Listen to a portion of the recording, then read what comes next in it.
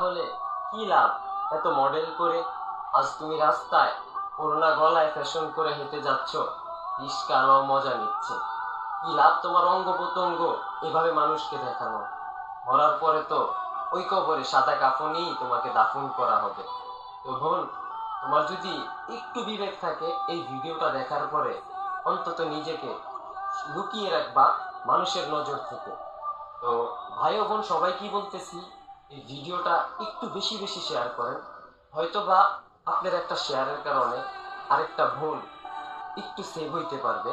আপনার এই ভিডিওটা শেয়ার করলে গুনাহ হবে না, অন্তত সওয়াব হবে ভাই।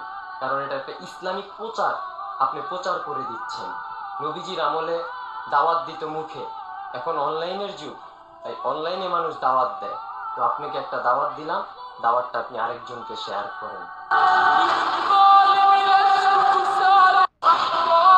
বোন, তোমাকে তো পর্দা করতেই হবে, হয়তো কালো বোরকাতে, না হয় সাদা কাপড়ে।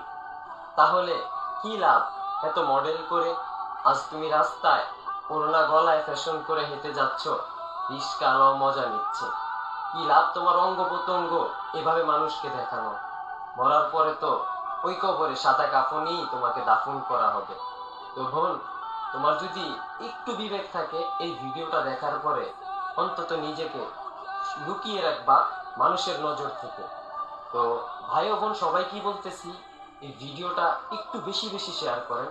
হয়তো বা আপনার একটা শেয়ারের কারণে আরেকটা বোন একটু সেভ হইতে পারবে। আপনার এই ভিডিওটা শেয়ার করলে গুনাহ হবে না, অন্তত সওয়াব হবে ভাই। কারণ এটা একটা ইসলামিক প্রচার, আপনি প্রচার করে দিচ্ছেন। নবীজির আমলে দাওয়াত দিত মুখে, এখন অনলাইনের যুগ, তাই অনলাইনে মানুষ দাওয়াত দেয়। তো আপনাকে একটা দাওয়াত দিলাম, দাওয়াতটা আপনি আরেকজনকে শেয়ার করেন।